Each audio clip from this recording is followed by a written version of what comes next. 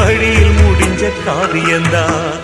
இருப்பதும் இறப்பதும் அந்த இயற்கையோட கையில, இருப்பதும் இறப்பதும் அந்த இயற்கையோட கையில. நான் மறைஞ்ச பின்னும் நிலைப்பது என் உயிர் எழுதும் கதையில.